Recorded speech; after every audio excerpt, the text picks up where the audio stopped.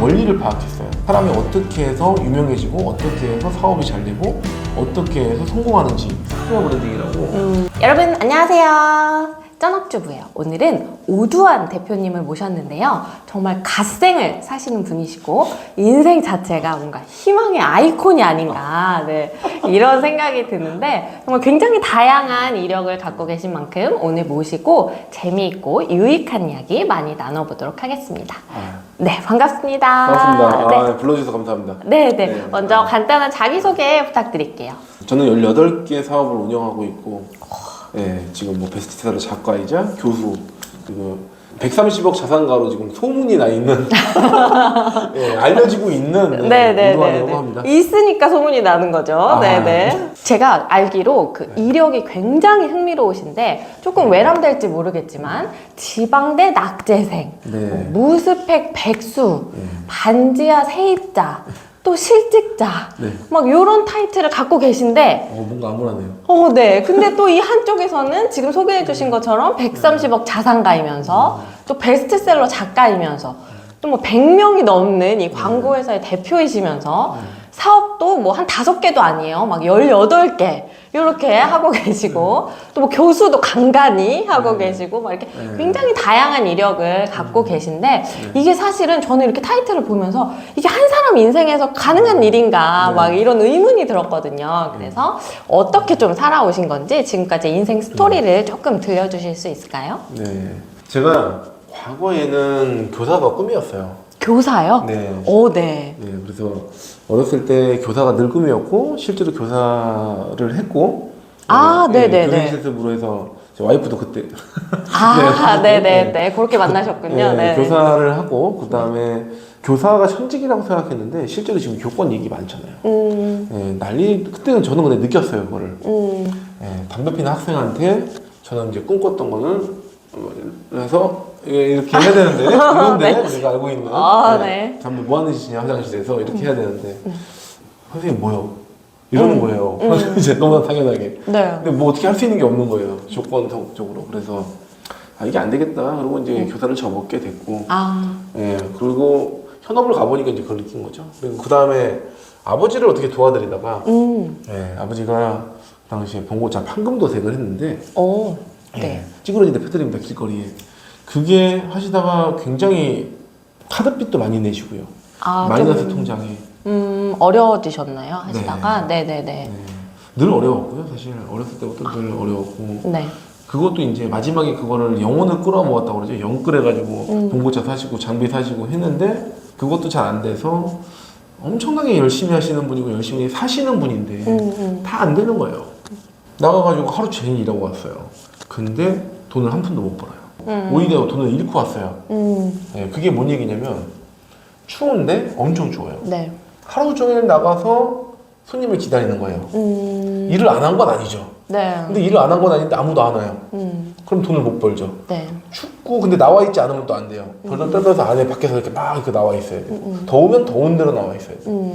근데 일은 없고 그러니까 실제로 거기서 이제 기름도 못 키고 있고 그러니까 이제 엄청나게 힘들고 타고 막 춥고 떨고 동상 걸리고 막 이러는데 돈은 못 벌고 얼마나 아들 입장에서 좀 짠하겠습니까?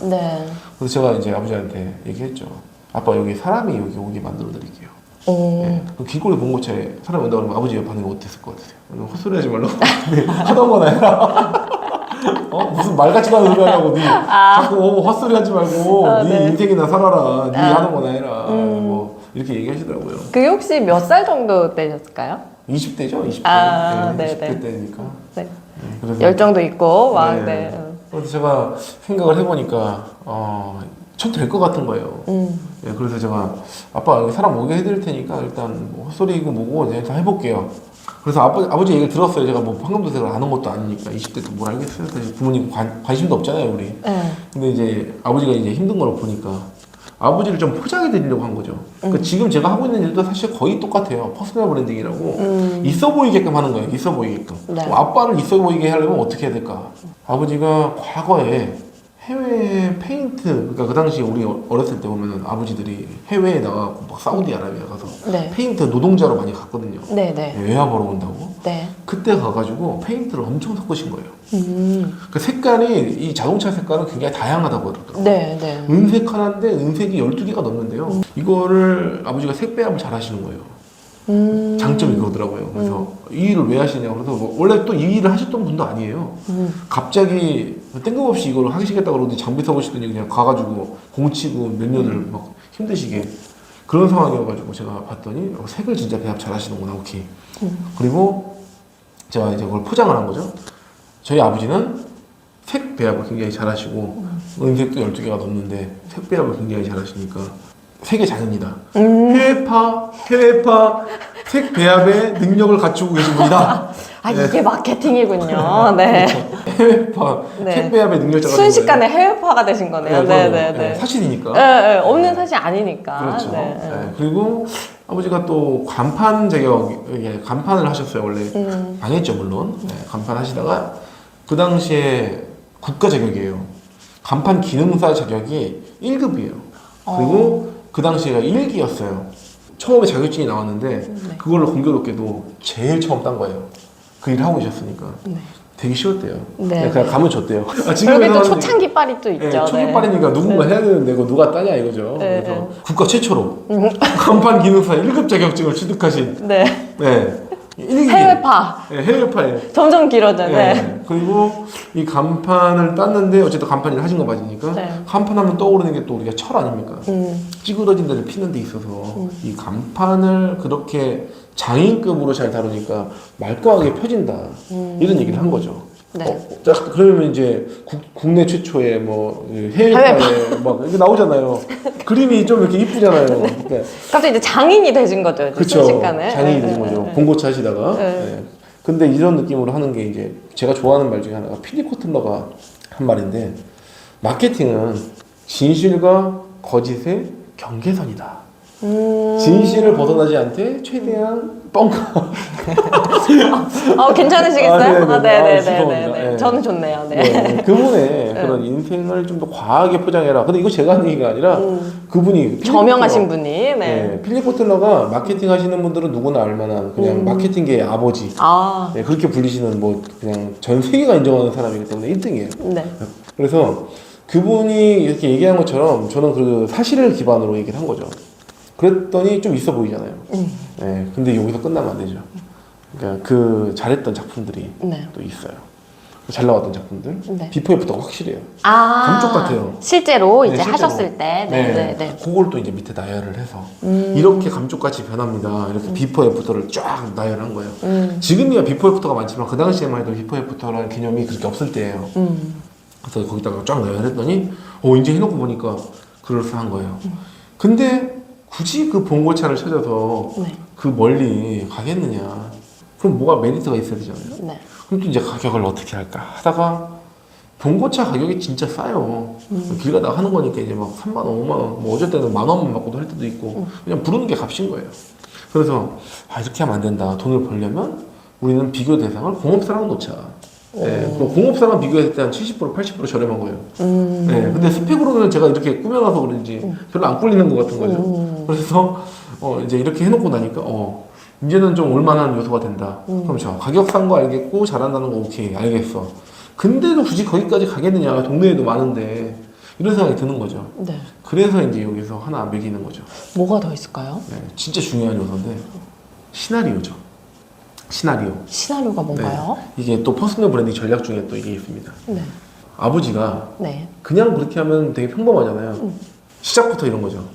안녕하세요. 저는 고시생입니다. 고시생이요? 네, 저도 그 당시 고시생이었어요. 네네. 네, 저도 그 당시에 고시생입니다.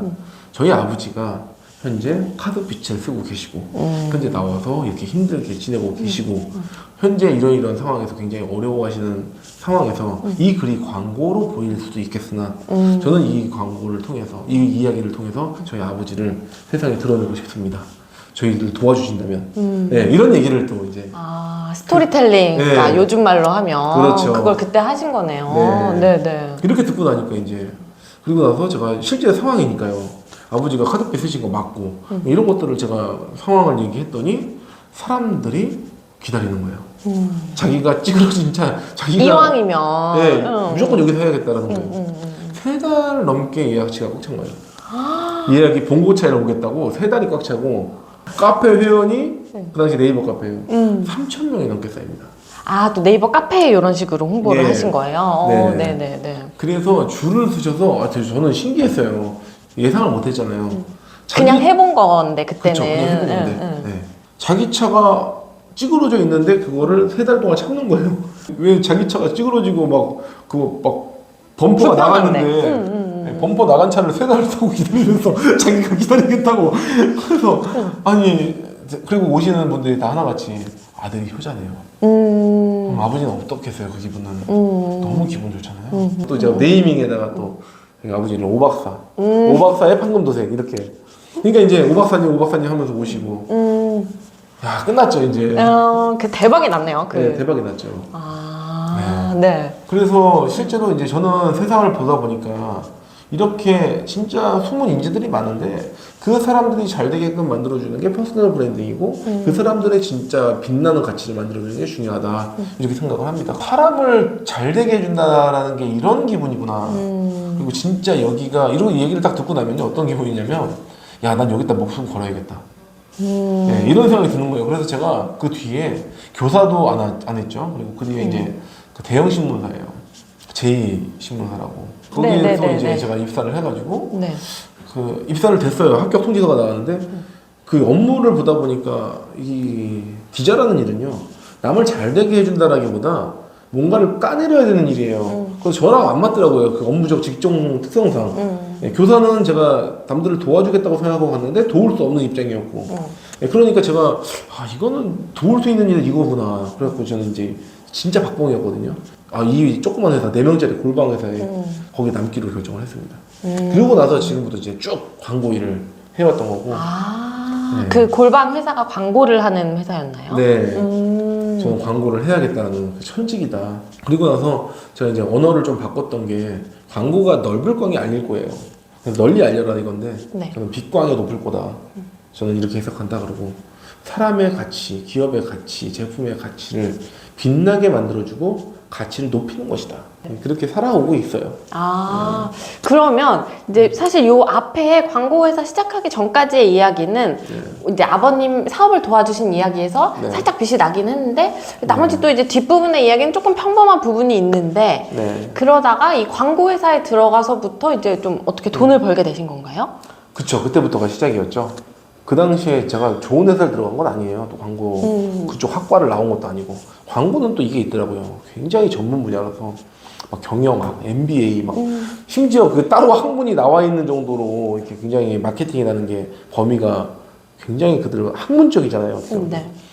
근데 여기를 들어갔더니 제가 이제 인정을 못 받는 거죠. 그래서 다른 데서 안 써주더라고 이것도. 근데 여기를 들어갔더니 4명, 제가 3명이었죠. 3명인데 제가 들어갔더니 그 당시에 대표님이 또 좋은 회사가 아니다 보니까 들어가서 마이너스 8억이라는 거예요 본인이. 네, 지금 현재 자산이 입사를 했는데 보니까요. 네, 보니까 네. 그래서 이게 큰일 났다 잘못 들어왔다 막 이러고 있는데 저한테 제가 이제 계속 설득을 했죠. 저한테 기회를 달라. 사람 한 명 붙여달라. 계속 설득을 해가지고 제가 저한테 사람 한 명 붙여주면서 제가 그 사업을 다 키웠어요.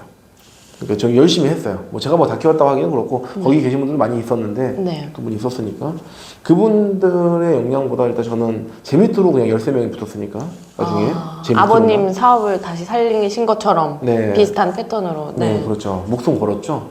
그 당시에 그래서 막 새벽 1시, 2시까지 일하고 직원이었는데 그것도 박봉에 최저임금 받고 그렇게 했는데 계속 뭔가 월급이 쭉쭉 올라간 게 아니라 그냥 비슷했는데도 일을 열심히 하신 건가요? 그렇죠. 예.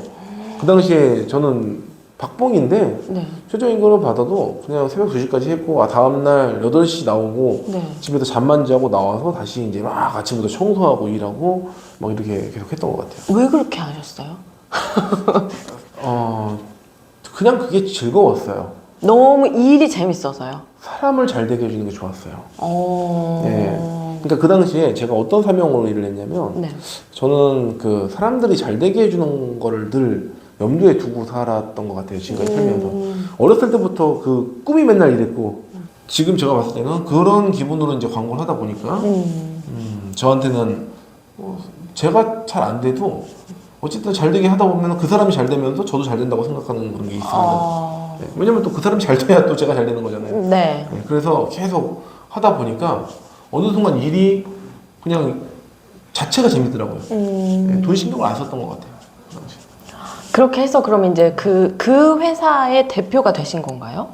그 회사에서 결국 열심히 키웠어요.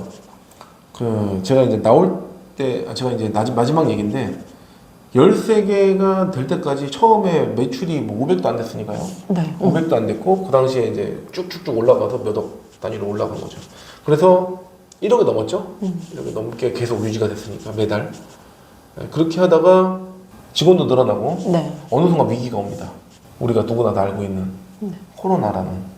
코로나가 딱 터지고 나서 사람들이 제일 많이 줄이는 게 업종이 안 되니까 광고비부터 줄입니다. 네네. 광고비를 줄이기 시작하는데 그 당시에 마이너스 3천씩 적자가 나는 거예요. 제가 그 얘기를 듣는데 아 이거 큰일 났다. 그래서 직원을 자르라는 거예요.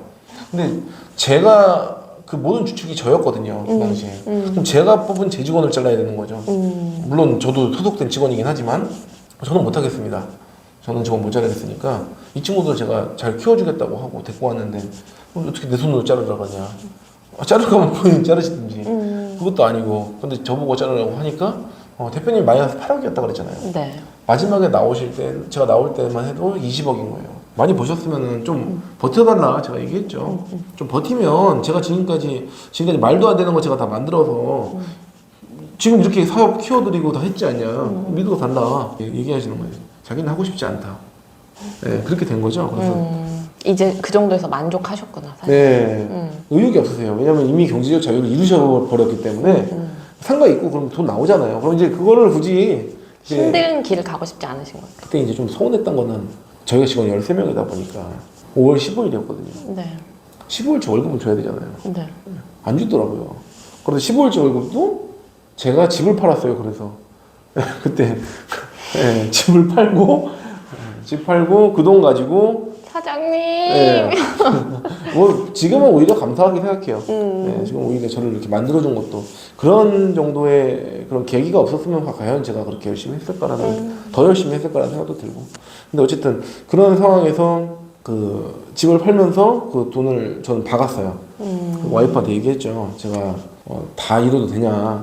다시 옛날처럼 반지하로 돌아가도 되냐? 근데 그때도 다시 돌아가도 되냐? 우리 애가 있는데. 근데 이제 와이프는 상관없다.